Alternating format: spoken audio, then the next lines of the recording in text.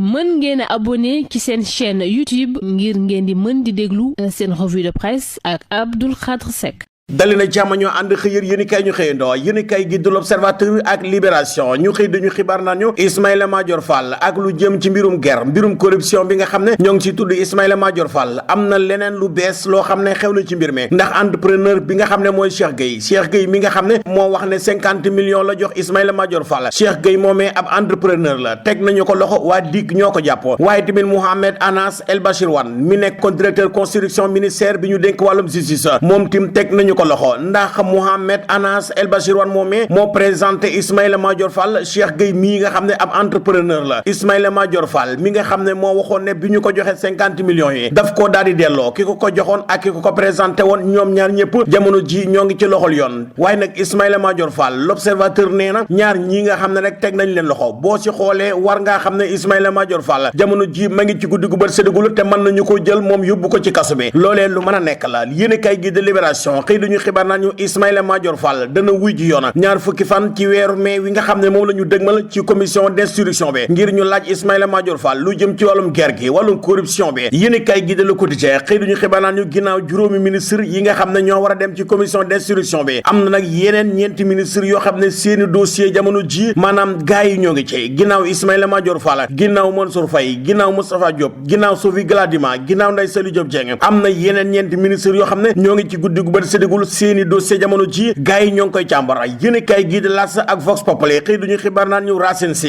Sy dañu ko wolu woon pôle judiciaire financier Racine Sy nag dafa daal di rëcc Racine Sy mucc na ci kaso bi li tax mu mucc ci kaso bi moom Racine Sy dafa dugal loxoom ci poosam daal di génn lu toll ci 797 millions ngir mën a rëcc ndax juge bi daf ko wax ne ko ñaari mbir moo mën a am nga génne xaalis bi nga xam ne moom la ñu njort ne maanaam laale nga ci lu may loolee ñu jël la mandat de dépôt ci la Racine Sy jëlee loxo bi dugal ko ci poos bi génn lu toll ci 797 millions ngir nag mën a rëcc yéen kay gi de Les Échos xëy duñu xibaar nañu naka Racine Sy mi nga xam ne bàyyi nañu ko mu daal di joxe ab caution ñi nga xam ne ñooy jege ñaale Farba Ngom ñoom nag nee nañu loolee rek firnde la ne Farba Ngom dañuy def acharnement ci moom maanaam règlement de compte la ndax Racine Sy mi nga xam ne bàyyi nañu ko mu joxe caution lan moo tax bàyyi wuñu Farba Ngom ak Tahirou Sarr ñu joxe caution loolee ay jege ñaale Farba Ngom ñoo ko wax ñu fekkaat leen ci journal bii de L'As ak Vox Populi ñoom nag nee nañu mbir mi règlement de compte la acharnement la ndax juge bi ci boppam waroon naa mën a nangul Farba Ngom caution bi nga xam ne joxe na ko waaye nag njort nañu ne ni nga xam ne moom la ñu def Racine Sy xanaa dinañu ko defal nag rakki Farba Ngom yi di Ismaïla Ngom ak Birane Ngom ñi nga xam ne war na ñëw wuy ci altine ji nga xam ne moom la ñu dëgmal te pôle judiciaire financier yéen kay gi de La Tribune xëy dañu xibaar naan ñu Abdou Nguer nag ma ngi ci guddi gu bët séddigu la Abdou Nguer génnagul ci mball gi ndax Abdou Nguer ca kaso ba la ñu ko fekk jël ko yóbbuwaat ko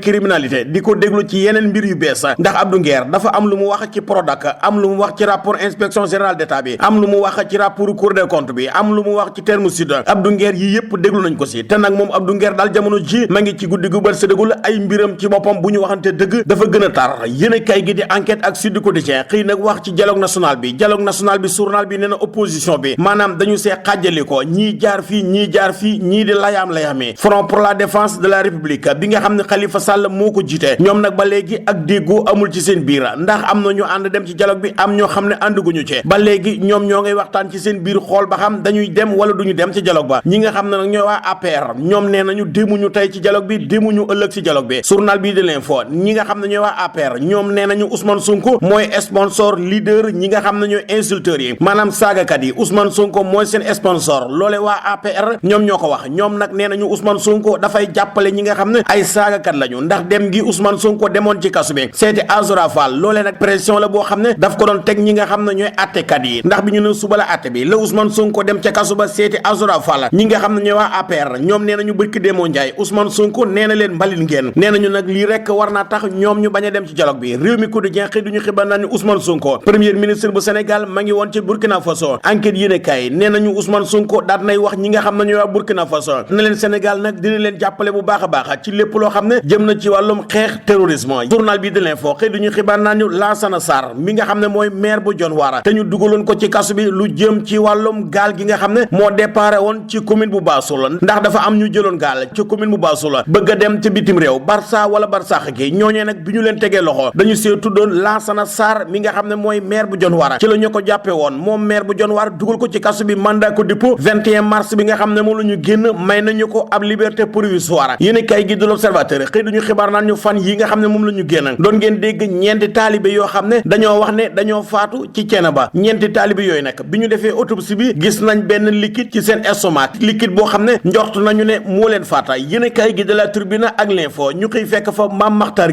Makhtar Gueye nag nee na ci nguuru Macky Sall amoon na majorité bu doy sëkk ci assemblée nationale ñoom ba ñu fa yóbbu ab proposition de loi jëm ci criminaliser borom ñaari tur yi Macky Sall dafa lànkoona nguur gu bees nag daan nay dikk waaye nag ba léegi lobby yi nga xam ne ñoo yëngatu ci wàllum nguur jigéen ba léegi ñoo ngi jàbbaa jonge ci réew mi Mame Makhtar Gueye nee na bërki démoo njaay am na góor jigéen boo xam ne ci ab taxe la nekk di filmer bi ñu ko waxee dafa wax ne mbirum góor jigéen dañu koo toléré ci réew mi moom Mame Makhtar Gueye bu ONG Jamra nee na nag ñi nga xam ne ñoom lañ dénk réew mi jamono ji nag digge yi nga xam ne digge woon nañu ko ci lu jëm ci criminaliser borom ñaari tur yi dañu ko war a daal di jëmmal Mame Makhtar Gueye daal di ci yokku ne am na marche boo xam ne ñoo ngi koy waajal jamono ji daal li ñu bëgg mooy nguur gu bees gi la nga xam ne digge woon nañ ko ak askanu Sénégal ci lu jëm ci criminaliser borom ñaari tur yi nañu ko def. mën ngeen a abonné ci seen chaîne YouTube ngir ngeen di mën di déglu seen revue de presse ak Abdou Khadre Seck.